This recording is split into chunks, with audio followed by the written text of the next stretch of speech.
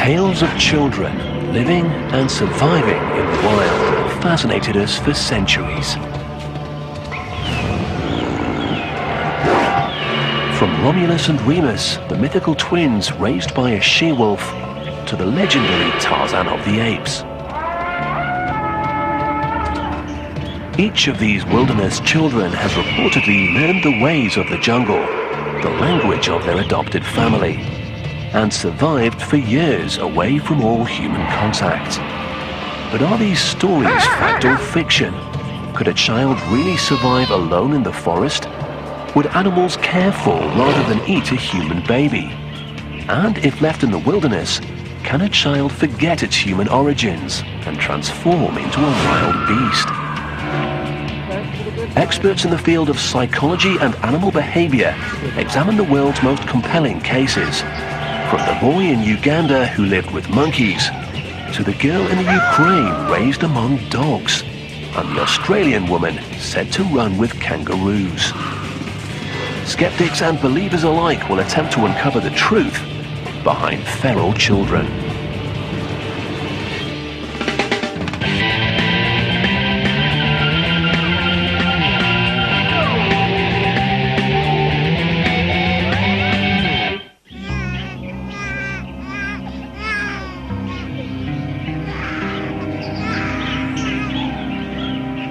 If a baby were left alone in the woods, how would it manage to survive?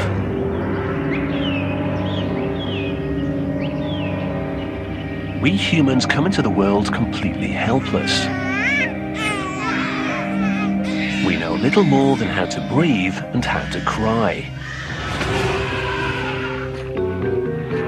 Animals, on the other hand, stagger to their feet within minutes of birth and begin to take on the world.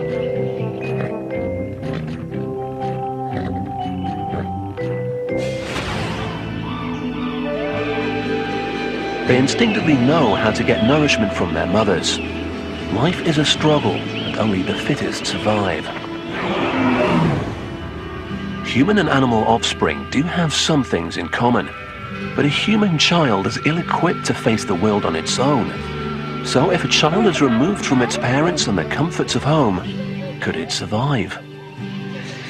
And is it possible that in the absence of its own mother, a nurturing monkey would step in? We've all heard this sort of story before. Tales of so-called feral children who live in the wild, often as part of a family of animals. But are these stories real? Would I rule it out? No. It may be possible, it may have been possible, it may have happened. My gut instinct is to say some are probably real and some are not. Although rare, tales of wild children have appeared all over the world. Oksana Malaya, known as the Ukrainian dog girl, lived for years with a pack of dogs. In South Africa, a boy named Lucas allegedly spent his childhood in the care of a troop of baboons. Amala and Kamala were a pair of Indian girls who local police found sleeping in a wolf den. These stories are intriguing and oddly compelling. But what's the truth behind feral children? The word feral has many different meanings, but here we're using it in the sense of children who either reared themselves without human companionship, or more likely were reared by some form of animal. Dr. Douglas Candland has studied the phenomenon of feral children and their alleged interactions with wild animals. He's examined hundreds of reported cases and says that most rely on eyewitness accounts and have certain elements in common. We all said the child had no recognizable speech. The child did not like to eat cooked food. The child walked on all fours. So quite properly, people were saying, this is a wild child. But just how reliable are these accounts? One of the most compelling cases in modern history comes from Kampala in Uganda.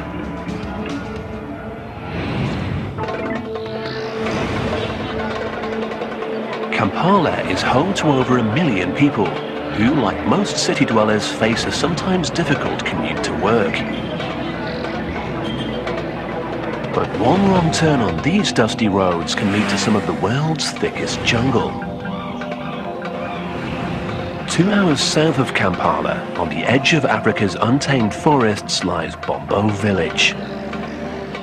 It was here, in 1991, that a remarkable story emerged.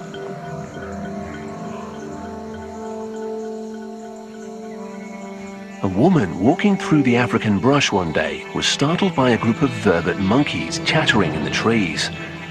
The monkeys were a common sight around the outskirts of the village, often stealing food and bothering the locals. But as the woman watched them, she caught a glimpse of something that terrified her. A dark form crouching in the branches. The creature that caused her to run was a human boy. Later, when the woman realized what she'd seen, she went back into the jungle and brought the child home.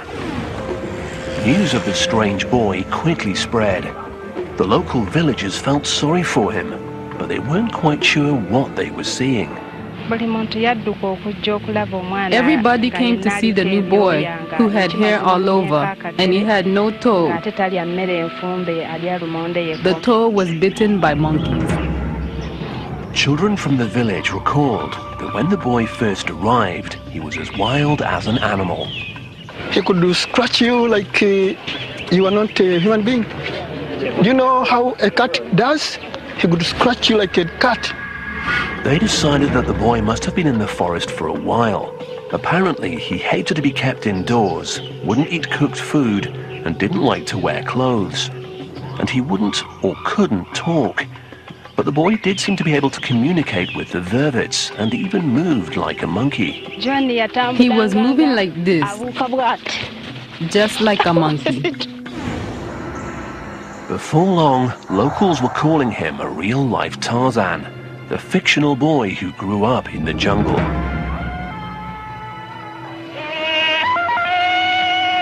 Whoa! Whoa! I think we are wondering, what kind of guy is this?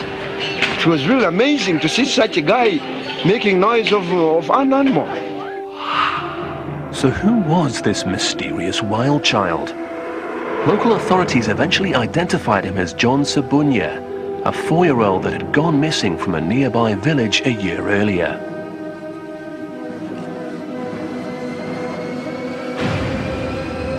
To this day, the villagers believe it was the monkeys that helped this defenseless child to survive alone in the wild. It's a romantic notion, but is this really what happened? Perhaps the only way to find out for sure is to ask John Sabunya himself what he remembers. When it comes to stories of feral children, it's often hard to separate fact from fiction. Most of the cases occur in remote areas, where the details are poorly documented. And then there's the input of the media. Stories of children raised by animals make the sensational headlines, and the details often get lost in copy that's written to satisfy an audience thrilled by news of the weird. Many such stories eventually turn out to be fabrication. A case in point is this tale of a young woman from Eucla, a tiny outpost on the coast of Western Australia. Eucla isn't the kind of place you'd expect to make headlines, but in the 1970s, a strange story began to make the rounds. A couple of hunters claimed they'd spotted a half-naked young woman running with a pack of kangaroos. She was blonde, not too tall, medium size, but nice developed. The rumor quickly spread, and curious sightseers began to flock to Eucla in search of the kangaroo girl. A busload of tourists did get a glimpse of her, and eventually a photographer caught her on film. The locals nicknamed her the Nullarbor Nymph, and the media had a field day. But the story turned out to be a hoax. The brainchild of 4 drinking buddies who thought the tiny town of Eucla and its population of 50 could use a little publicity. We had a chance to introduce our secluded place to the whole world. Then kangaroo skins. Then as the tour buses came into town, the boys would cue the kangaroo girl. And then Denise ran across the road. All in all, a harmless bit of deception. Nobody was hurt. Nobody died. No kangaroo got killed. So why not make a nice story? The perpetrators of the Kangaroo Girl hoax capitalized on the fact that people are fascinated by shocking and sensational stories. And plenty of people bought into this one. But what about other famous wild child stories? Could they be real? But among the many reported cases, there are a handful that deserve a closer look. Perhaps the most carefully documented account of a feral child came from southern France at the turn of the 19th century. Once there was a child left to himself in the woods. This is a 1970s movie trailer for Francois Truffaut's film Wild Child. It dramatized the story of Victor of Aveyron and was based on eyewitness accounts of the day. Proof of the animal in all of us. One cold morning, just a few days into the year 1800, the citizens of a southern French village woke to find that a wild-looking boy had appeared from the nearby woods. Some villagers claimed to have glimpsed him before, and local legend had it that he'd lived in the woods from an early age. That winter had been particularly bad, so perhaps the boy had been drawn to the village looking for something to eat. Eventually, he was taken in by a budding psychologist, Dr. Jean-Marc Gaspard Dittard, who gave him the name Victor. Like John Sabunia, Victor wasn't able to communicate with humans. He disliked clothes, wouldn't eat the food prepared for him, and seemed to prefer the outdoors. We know a lot about Victor because his rehabilitation was closely followed by the leading scientists of the day, who were embroiled in an age-old and fundamental debate. What does it mean to be human? Will a child raised in the wild become a man or a beast? Will a boy living with wolves become wolf-like? Or is he hardwired to be human? Are we essentially the product of nature or nurture?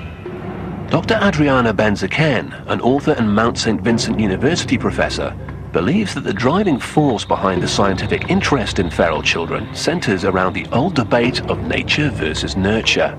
Some scientists believe that to study human nature, you had to somehow peel everything that had been added by society, by education, and get to the core, get to the natural man. How could you do that? The simplest way to do this would be to take a child, deprive it of any human contact, and see how it develops. But of course, this would be illegal, never mind unconscionable. Indeed, the very idea became known as the forbidden experiment.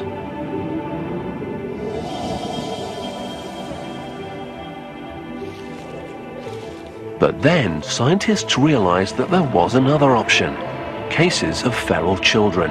Children who by accident had been taken away from society and had grown in isolation from society. Some people believe that by studying such cases, you could really see what was natural about human beings and what in a human being is social or is acquired.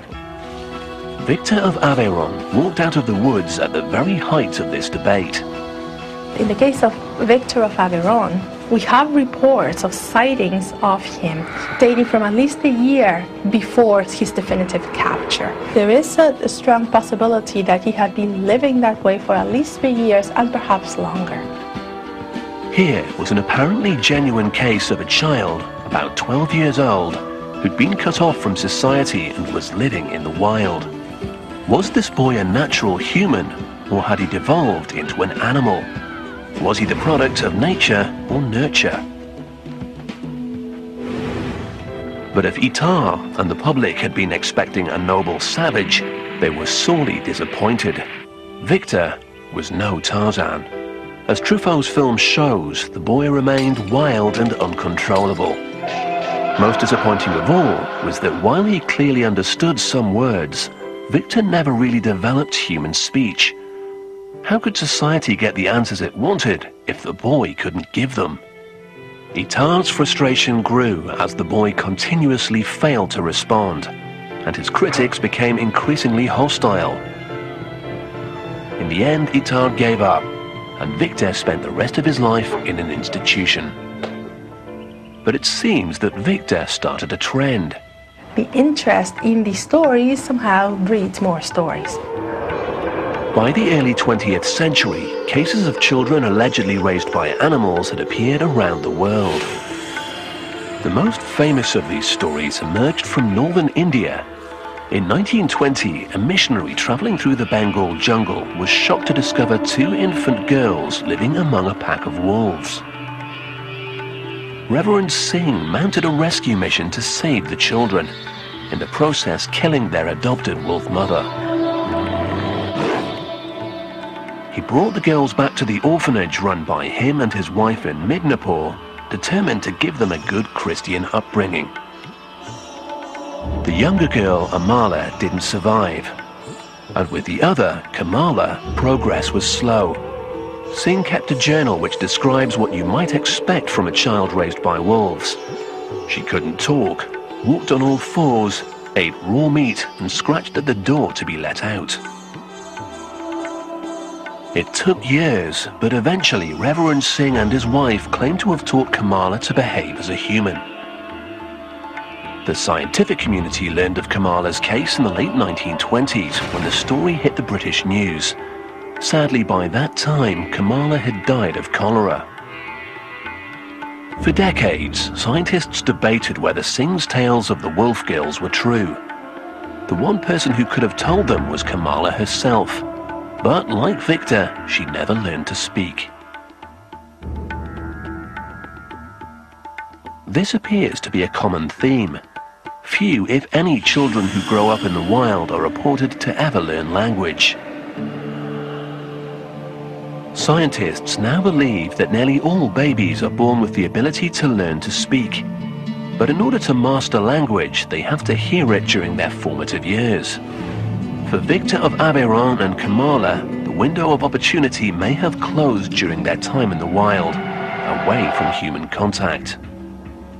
The same appears to have been true of John Sabunya in Uganda. Although the facts of his early childhood are unclear, it appears that the boy was deprived of human contact for a period of between 6 months and a year.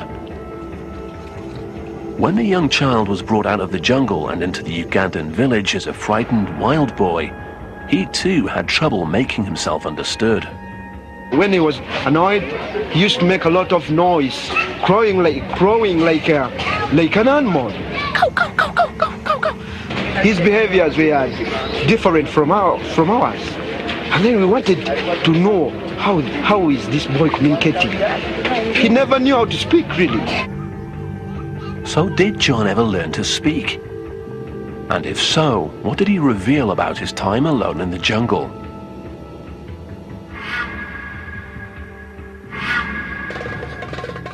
No one seemed to know exactly how long John Sabunya lived in the Ugandan wilderness before he was rescued.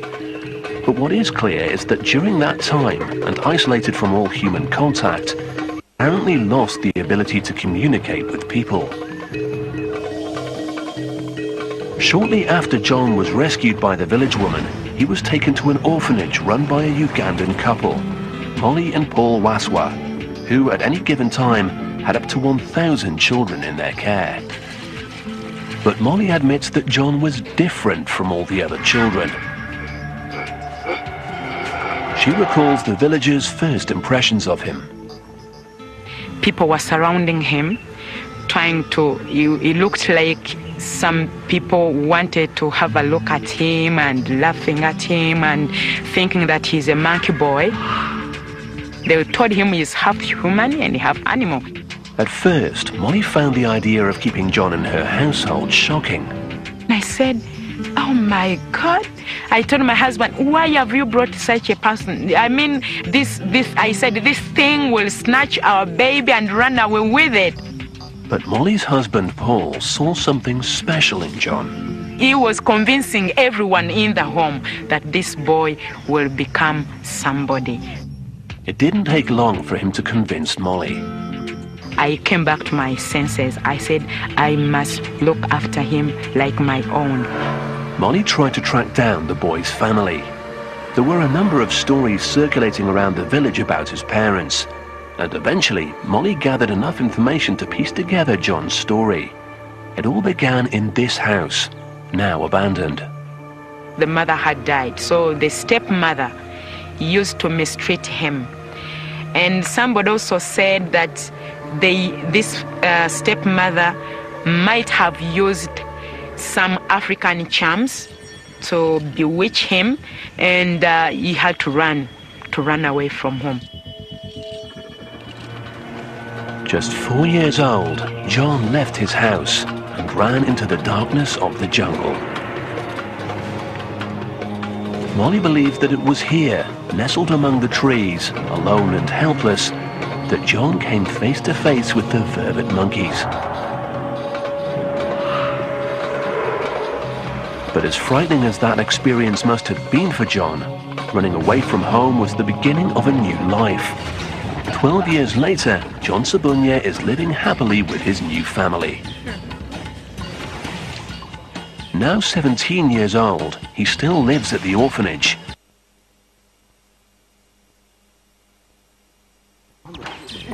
In the years since he left the jungle, he's made tremendous progress. But to this day, he has trouble learning. John functions at a kindergarten level, and he speaks and understands only a little Ugandan and English. But in other ways, John has excelled. His love of running led Molly and Paul to enter him in the Special Olympics, and this has now become a passion. One of the key people in John's life is Solomon M. Weber, who acts as his big brother and mentor. Over the years, Solomon has learned to interpret John's broken language. John has become used to the urban world of Kampala. But we've asked Solomon to bring John back to the place where he was first found, to see if he remembers anything about his time in the wild. John's a bit nervous, but there's one thing he remembers clearly. Well, we're here with John, and he's been trying to explain to me that this used to be his home. This is the very tree he was found, but it was a bit short when he could climb it. So this is the very tree where he was found. Solomon asks what else John remembers. John remembers more of the young monkeys, the small monkeys. He says that most of his time, during the time, they were spending their time on eats. They were ever eating whatever they had. The reality of being lost in the jungle would surely have been frightening for a small boy. But that isn't what John seems to remember. Instead, he recalls playing with the monkeys.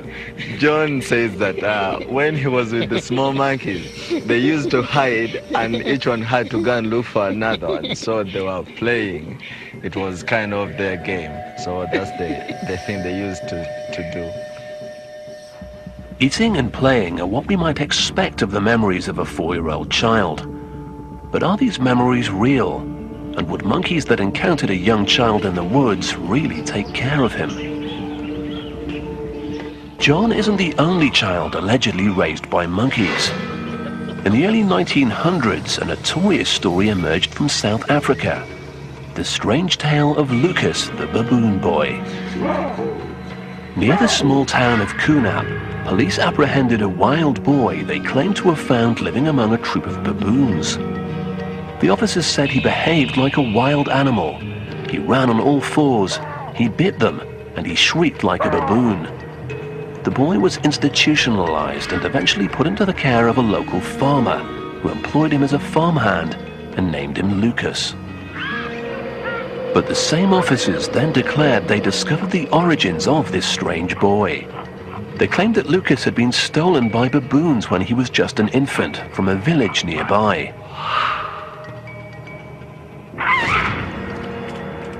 The case caused a sensation in the international media, and scientists were skeptical but intrigued. Renowned anthropologist Dr. Raymond Dart even sent a colleague to Kunap to interview the then adult Lucas, in an attempt to see if there was anything behind the claims that he was the real-life Tarzan of South Africa. The idea of baboons raising a human infant sounds pretty far-fetched to 21st century experts, not least because we now know that baboons can be fearsome predators and their troops enforce a strict social order. But there are several modern-day incidents caught on tape that suggest other higher primates might at least protect a human child. In 1996, a 3-year-old boy fell into the gorilla pen at the Brookfield Zoo in Chicago. Keepers tried to drive the gorillas back from the unconscious child. The crowd watched in horror as they saw Binti, the dominant female of the group, pick him up. But instead of harming him, Binti protected the boy, holding him in her arms until human help arrived. The images are compelling, but holding an unconscious child isn't the same as caring for another species. Dr. Stephen Sumi from the National Institute of Child and Human Development in Maryland studies the biobehavioral development of another primate species, the rhesus monkey, and he thinks the idea of cross-species nurturing is a theoretical possibility. We know that rhesus monkeys will form relationships with other animals, dogs, wild cats, horses, so it's possible, I would think, in theory, for these monkeys to form relationships with people over the long term as well. Dr. Sumi has observed a distinct pattern of response from the monkeys when it comes to human contact. The monkeys that we study here know all of the caretakers, they know the veterinarians, they know the individuals who collect data. They make decisions regarding the gender of the human they're interacting with, so they're more cautious around adult males than they are around adult females. And they make great differences in terms of the age of the humans that they're interacting with. And most interesting is the reaction of the monkeys to children. When my staff members bring their young children to watch the monkeys over the weekend, the monkeys go crazy, the adult males go through rituals as if to try to entice these little kids to join their group, whereas they wouldn't give adult humans any bit of their time or energy.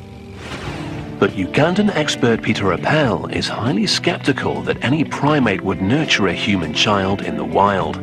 He thinks the zoo incident is an aberration. From what I know about animal behavior, that is a very unique case, because their innate instinct would be to attack or kill this infant.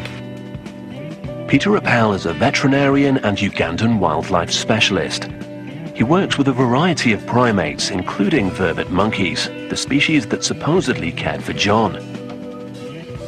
And Appel has a slightly less romantic explanation as to how John survived with the monkeys. Vervets are by nature a trash species. They collect much more than they could eat. So probably what happened in this instance is that John survived on the leftover food that the vervets must have been collecting and couldn't finish. John would probably pick what was left over of that. This shifts the interpretation of the relationship between John and the monkeys. It was perhaps not the vervets that cared for John, but John who used them to survive. And as Peter explains, there's a clear difference between tolerance and caretaking. To be nurtured means that you will be fully accepted into the structure of the society. John being human, it's very unlikely that he was nurtured. He could have been accepted or even just tolerated. Nurturing is not possible. But what led the 4-year-old boy to the monkeys in the first place? Was it human survival instincts, a need for food, or was he in search of physical contact? Part of the allure of the wild child myth is the bond that occurs between human and animal. This is what makes these stories so compelling. But would a child deprived of human contact actually substitute an animal for a parent? Several recent cases seem to suggest they would. In the early 1990s, a story emerged from the Ukraine of a young girl living on a rundown farm. Her name was Oksana Malaya, and she was apparently raised by dogs. According to this Russian television report, Oksana was just 3 years old when her alcoholic parents first left her outside with the dogs. For 5 years, she slept in a kennel and lived as a dog, running on all fours, barking and eating with her canine companions. To observers, it seemed as though the young girl had turned to the dogs for affection when her abusive parents failed her. And Dr. Charles Nelson III, a professor of pediatrics at Harvard Medical School, believes they could be right. It may be that we humans are genetically programmed to seek affection, or at the very least, a stable relationship with another living thing. The question of whether we're hardwired to seek affection is a very interesting one, and the answer seems to be yes. In the case of Oksana, if this little girl was just left with dogs, she's going to form a relationship with those dogs. If we have this biological imperative to form a relationship, if your only option is a dog, you'll form a relationship with the dog. This biological imperative may well be a human survival mechanism. Although we're totally dependent at birth, we're genetically programmed to ask for help, because engaging a caregiver means we're likely to get the things we need to survive, like food and warmth. So it's possible that in the absence of a parent, a feral child might interact with an animal in the same way. John Sabunya sought the company of monkeys, and in return got enough food to survive. And Oksana Malaya looked to a pack of dogs for comfort, and they provided warmth. Oksana was finally rescued at the age of 13 and placed in a foster home. But what effect does this kind of extreme experience have on a child? Modern science has discovered that a young child's brain is highly impressionable. The developing brain cells are primed and ready to be sculpted into crucial neurological centers. One bundle of cells will become the language center, while others will govern the senses, emotions, and personality. The sculptor is the youngster's environment, everything they see, hear, and experience. When you see a parent interacting with a child, not only are you seeing a happy baby, but you're seeing this sculpting process at work, hardwiring healthy neurons to build a biologically balanced brain. One of the things we know about brain development is that the brain depends critically on experiences. For it to grow and develop normally, it assumes that the environment is going to support it, presenting all kinds of experiences to the child. If those experiences are absent or abnormal, then you assume that the wiring of the brain has become abnormal or miswired. From the age of 3, Oksana was exposed to predominantly canine experiences, and as a result, she learned to act and respond like a dog. And John Sabunya apparently lost the critical learning and speech ability during his time in the jungle. That sensitive period, those first 3 to 5 years, are really an essential point in development for the brain to get wired correctly. If the brain has been miswired early on, it's like having a bad foundation to a house. Clearly, these experiences had devastating effects on the children and on their development. But despite the appalling treatment she received from her parents, Oksana appears to have adjusted to her new environment. This 2001 interview on Russian television demonstrates that she's learned to speak. What makes you most happy? I like to run around like a dog, to bark and howl. Why? It is my nature. Scientists now understand that a child's brain has a remarkable ability to adapt and even rewire, depending on the length and severity of the experience and the age at which it took place. So what about John? As part of his work on feral children, Dr. Douglas Candland has followed John Sabunya's progress for years. He's now returned to Uganda to re-interview John as a 17-year-old, to see what, if anything, he can remember about his time with the vervet monkeys. Good to see you. It has been a long time. Candland first met John about 6 years ago, when he was still a young boy and had difficulty communicating. He's delighted to see that John has lost his inhibitions and even become an entertainer. But as a scientist, Dr. Candland still has questions about John's story. People's first question is this a true story? Nobody has exactly the same story, but everybody has the same theme. The recurring theme, based on the memories of a 4-year-old, is that John ran away from home and was adopted by the monkeys. Candland wants to examine John's story from the perspective of an animal behaviorist to ascertain exactly how John interacted with the vervets. He's asked John, with Solomon at his side, to piece together what he remembers. When you lived in the forest, you said there were many animals there. Were there large animals as well as small animals? He said that there were big monkeys and small monkeys. There were also snakes and antelope and some other animals. Can you show me the monkeys that you saw there? Well, he said that the first two, he saw them. John has no trouble identifying the vervets, but Candland wants to establish how John fitted into the complex hierarchy of the vervet community. Vervet monkeys will spend the afternoon grooming each other. It's about establishing a relationship. It's kind of like talking among human beings. Did you groom monkeys? Well, the monkeys groomed each other, but not John. This suggests that John was a bystander, not a part of the monkey group.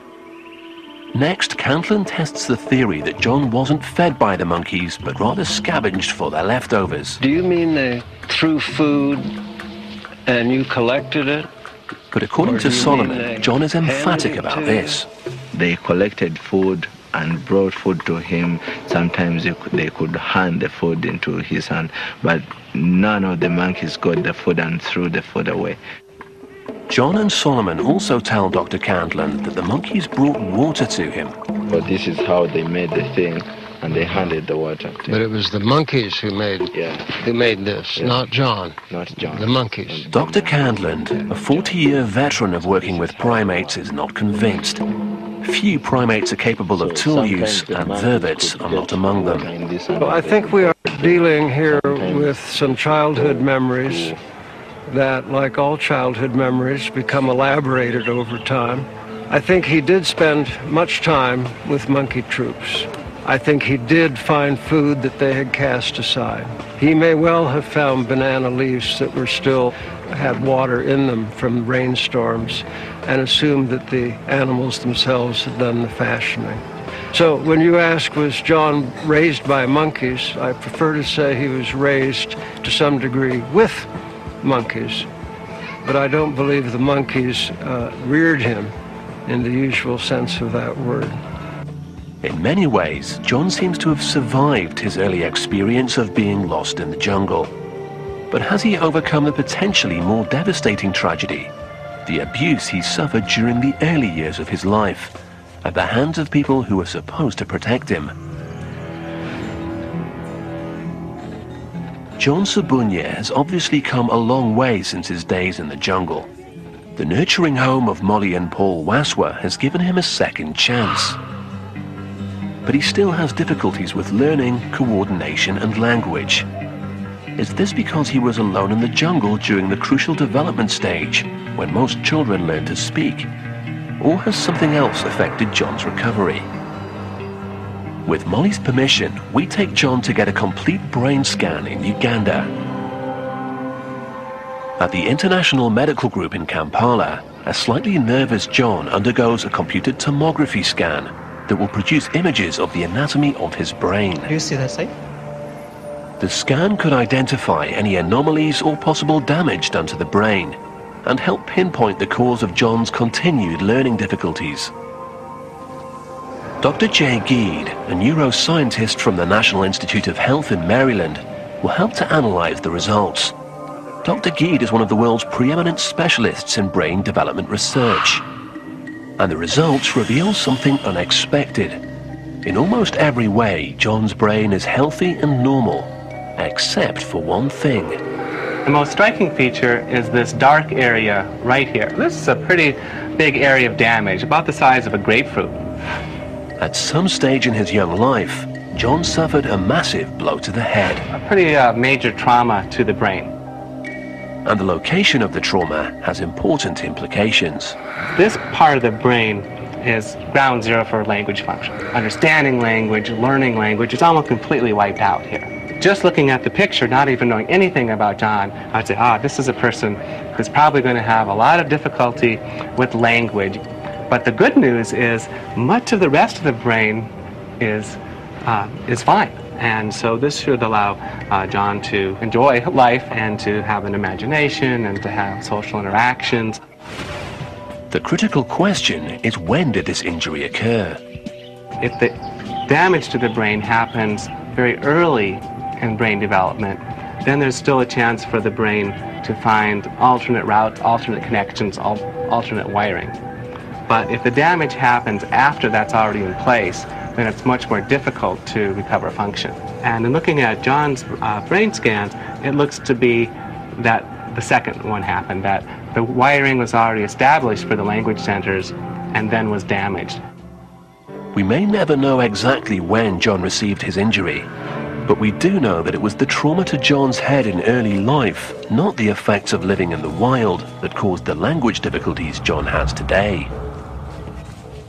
What Sabunya's case demonstrates is that the effects of living in the wild reveal only half the story. The other half is how these children ended up there in the first place. Collectively, when I think of these feral children, it just brings to mind abuse and neglect. These children wind up living in the wild because they fled a bad situation. And that makes it more difficult to understand how that living in the wild will affect their brain development or the behavioral development, because they led off life with a pretty bad beginning. This was clearly the case for Oksana, neglected by her alcoholic dysfunctional parents. And while we don't know exactly what happened in John's house in Uganda, there's a very real possibility that he was physically abused and driven out of his home. On closer examination, many famous wild child cases come down to parents who have abandoned their unwanted offspring. This may even have been what happened to Victor of Aveyron. In Dr. Itard's notes, he mentions a straight-edged scar on the boy's throat. Perhaps someone took the young child out into the woods and tried to end his life. Historically, it was not uncommon for parents to abandon children born with mental or physical disabilities. This is most certainly the explanation behind one famous case, that of Lucas, the boy allegedly raised by baboons. On closer inspection, scientists discovered that the boy was severely handicapped and had been abandoned by his family at birth. He spent his early years in various institutions before running away at about 13 years old. The baboon story was clearly a fabrication that had been imposed on the reality of a child with severe disabilities or abnormalities. And once the rumor had been started, several people reaped the benefits. For years, the farmer George Smith and the officers that originally found Lucas perpetuated the myth and cashed in on the sensational story. There's a similar explanation behind the other famous case of the time, that of Amala and Kamala in India. The reported story told how Reverend Singh had found the girls living with wolves in the jungle of Bengal. But later interviews with local villagers revealed a very different story. It turned out that he came through with a hunting party every year at the same time, told the villagers he was looking for orphans to take to his orphanage. It doesn't take too much imagination to imagine some parents saying, "We have two badly retarded daughters who are going to be a huge drain on our limited resources, and this man is offering to take them to an orphanage." So what might happen is that they were left in a place where the fellow huntsman knew to find them, and everybody's happy. So why did Reverend Singh write a long and dramatic account of fighting the wolves for the children? Adriana Benzaken thinks that his motives were probably simple. He had a group of children that he was responsible for, and the orphanage was always short of cash. Yeah? And perhaps by saying that two of his children were wolf children and bringing attention and money into the orphanage might have been a motive. The real stories behind the cases of feral children seem never to be simple. Some are pure hoaxes, such as the Kangaroo Girl story created as a publicity stunt, and others are tragic cases of abused or disabled children turned into sensational stories by the media, or misused by an overzealous scientific community looking for answers. Claiming that a child is a wild child is never innocent. Usually there is an investment in that, there is an interest. Either you want to study that child, or you want to exploit that child to somehow bring attention to your cause. There's always a motive behind it. With Oksana, Victor, and John Sabunya, the important stories may be those of the abuse and neglect they suffered at the hands of their human caretakers. And perhaps the myth of the wild child reflects our inability to accept the failings of our so-called civilized society. John Sabunya's childhood was undeniably tragic, but happily, his future looks promising. He continues to compete in the Special Olympics, and he performs with the Pearl of Africa Children's Choir. To much of the world, he will always be known as Uganda's famous wild child. But the real story here is that of a young man's resilience